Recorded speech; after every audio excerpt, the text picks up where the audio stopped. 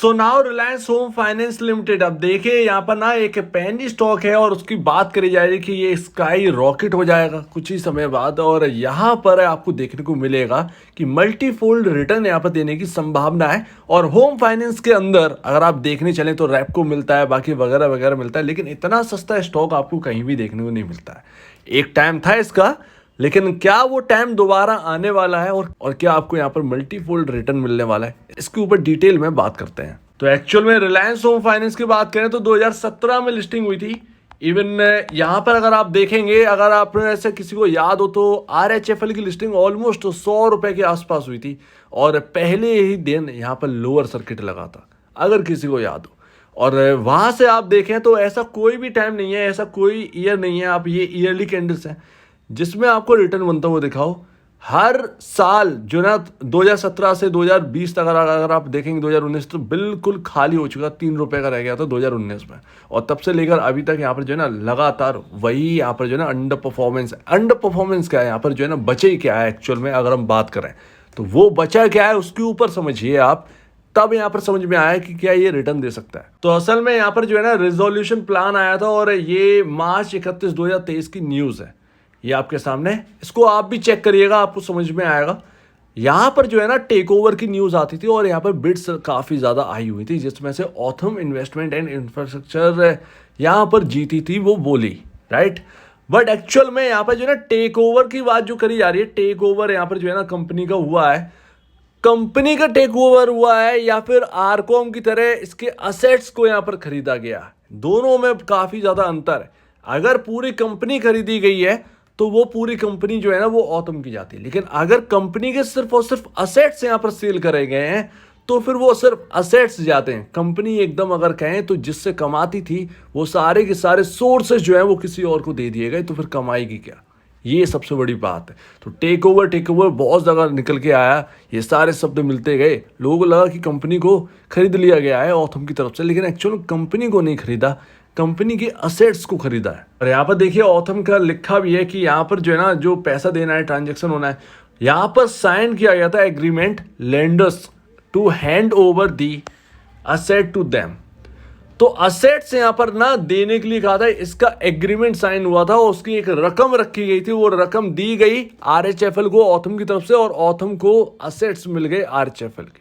यहाँ पर ये एग्रीमेंट भी साइन किया गया था। तो ये रहा यहाँ पर पूरा का पूरा यहाँ पर है जो एक आपके सामने जो डील की जो न्यूज़ है। ले अभी भी कुछ यहाँ पर जो ना थोड़ा सा मामला अटका हुआ से दिखाई देता है, लेकिन फिर भी ठीक है, उसको थोड़ा सा साइड में करते हैं। ये रहा आपके सामने, तो ऑलमोस्ट यहाँ पर जो है ना ऑलमोस्ट कंप्लीट जगह जगह आपको देखने को मिलता है। तो जैसा कि यहाँ पर रिलायंस होम फाइनेंस की न्यूज़ देखने को मिल रही है, आप भी थोड़ा सर्च करिएगा और इसके बारे में जानिएगा कि असेट सेल हुए हैं या फिर यहाँ पर पूरी कंपनी गई है। पूरी कंपनी मेरे ख्याल से नहीं गई है, ये न्यूज़ में साफ साफ दिख रहा है असेट्स के लिए यहाँ पर एग्रीमेंट हुआ था। फिर भी अगर मैं कुछ गलत हूँ तो मुझे बताइएगा कमेंट सेक्शन में। यहाँ पर अगर आप बात करें तो बहुत ही छोटा market cap, small cap company, 161 crore का यहाँ पर मार्केट कैप है, बहुत ही छोटा एक पेनी स्टॉक इसको पूरी तरीके से कहा जाता है, पेनी स्टॉक। यहाँ पर ना अब ये पेनी स्टॉक कैसे बढ़ सकता है ये देखते हैं। तो अभी अगर आप देखेंगे तो EPS देखिए 111.71 का अर्निंग पर शेयर है और पी रेशियो 0.03 का है और इंडस्ट्री आपका 14.42 का है। इसके साथ साथ यहाँ पर हमें यही समझ में आता है कि EPS को देखकर ना और पी रेशियो को देखकर यही समझ आता है कि अंडर वैल्यूड स्टॉक बहुत ज़्यादा है। और ये EPS यहाँ पर जो है ना प्रॉफिटेबिलिटी के चलते यहाँ पर जो है हुआ होगा, ऑब्वियस सी बात है, उसको देखकर यहाँ पर जो है ना पी रेशियो कम हो गया होगा। चलिए उसको भी देख लेते हैं। तो अभी ना रिलायंस होम फाइनेंस का 2023 मार्च का करंट यहाँ पर लेटेस्ट की बात करें तो लेटेस्ट यहाँ पर जो है ना रिजल्ट आया था, जिसमें यहाँ पर जो है ना अगर आप देखेंगे तो नेट सेल जो है ना वो 75 करोड़ रुपए की है, जो कि अब तक लोएस्ट लेवल पर ही है ऑलमोस्ट। यहाँ पर आप देखेंगे तो एक्सपेंडिचर यहाँ पर -9059 करोड़ का है, 9060 करोड़ के आसपास का एक्सपेंडिचर नेगेटिव है। अगर आप इसी में अगर आप देखेंगे तो आपको समझ में आएगा यहाँ पर असेट इम्पेयरमेंट का कुछ यहाँ पर लेना देना है, जिसकी वजह से यहाँ पर ना रकम मिली इनको और इबिडिटा आपका यहाँ पर बना 9135 करोड़ का प्लस में। और यहाँ पर टैक्स वैक्स कट करके यहाँ पर जो ना आपको प्रॉफिट होता है 5972 करोड़ का, जिसकी वजह से आपका अर्निंग पर शेयर जो नेगेटिव था पहले पिछले क्वार्टर में -5.14, वो इस क्वार्टर में प्लस होकर 123.13 का हो जाता है।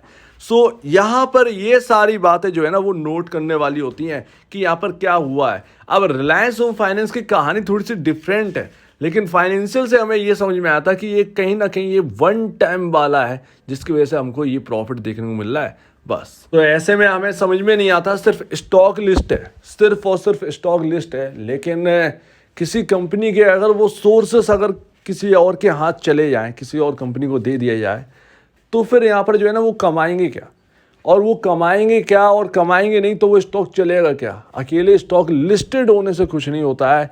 हाँ, अगर ये बात अलग है कि यहाँ पर जो है ना रिलायंस होम फाइनेंस जो है ना वो कुछ और बिजनेस यहाँ पर ले या फिर यहाँ पर जो है ना कुछ और बिजनेस स्टार्ट कर दे, तो फिर एक अलग बात है, वो एक अलग चीज़ है। अब उसको कुछ पता है नहीं और कोई बहुत बड़ी कोई न्यूज़ आई नहीं है रिलायंस होम फाइनेंस के रिलेटेड। तो ये सारी बातें हैं जो कि आपको याद रखनी है। अब यहाँ पर जो है ना आपका काम क्या है, थोड़ा सा न्यूज़ पर सर्च करिए कि टेक ओवर हुआ है कंपनी का या नहीं हुआ है, या सिर्फ और सिर्फ असेट्स बेच गए, या किसी को बहुत डिटेल में पता हो तो प्लीज़ कमेंट सेक्शन में कहिएगा। अगर मैं गलत हूँ तो मुझे बताइएगा, ठीक है। वैसे तो न्यूज़ तो यही दिखाई दे रही है। और यहाँ पर अगर ये अगर बिक गई होती कंपनी तो यहाँ पर ये 3 रुपये 25 पैसे का प्राइस आपको देखने को नहीं मिलता, वो रिवाइवल चल रहा होता अच्छी तरीके से। तो ये पूरी बात यहाँ पर आ जाती। खैर, यहाँ पर जो है ना अभी तक तो इस हिसाब से तो कुछ दिख नहीं रहा है कि ये सब कुछ यहाँ पर जो है ना ठीक ठाक हुआ है, या कुछ यहाँ पर जो है ना ठीक ठाक लग रहा है। ऐसा कुछ यहाँ पर देखने को नहीं मिल रहा है।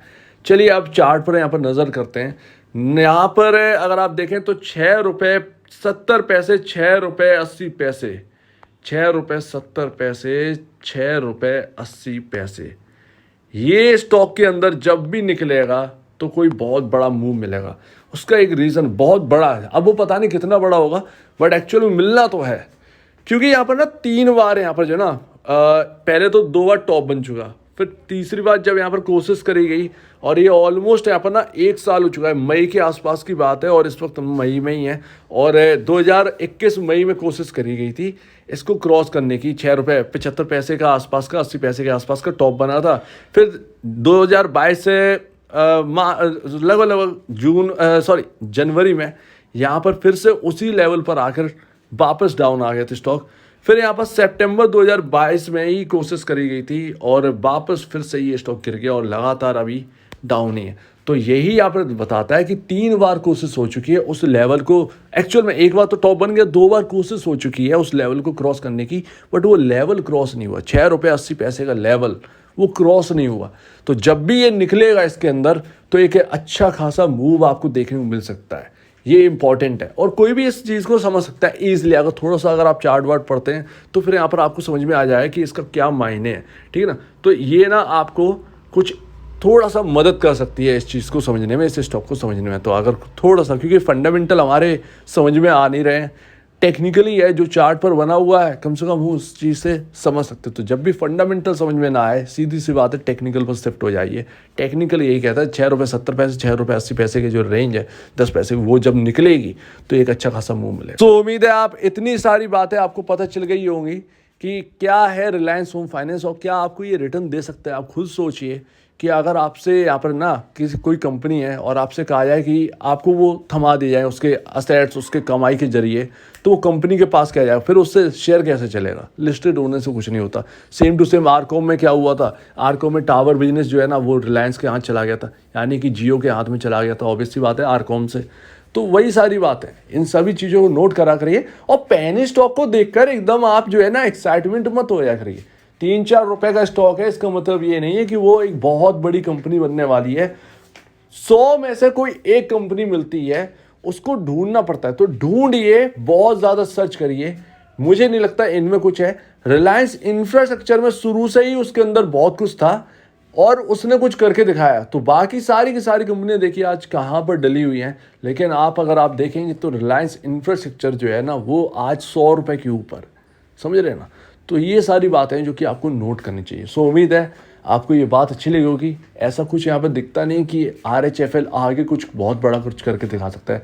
हालांकि बस इस पर नज़र रखिए, अगर कोई न्यूज़ ऐसी आती है कि कोई नए बिजनेस स्टार्ट करते हैं और उनका कुछ वजूद है उन बिजनेस का, तब तो इस स्टॉक के अंदर देख सकते हैं। अदरवाइज इस न्यूज़ को ज़रूर देखिए, टेक ओवर हुआ है या फिर असेट बिके, ठीक है ना। तो इस पर जरूर ध्यान रखिएगा। अगर एसेट बिके हैं तो फिर कंपनी के अंदर के फिर बचा क्या है ज़्यादातर। तो आपका क्या कहना है इसके ऊपर कमेंट सेक्शन में कहिए। और अगर आपसे वीडियो प्रॉब्लम है कुछ ना कुछ बताएं, कुछ कहना है तो प्लीज़ कमेंट सेक्शन में कहिए। और अब वीडियो देखने के लिए हो तो धन्यवाद दोस्तों।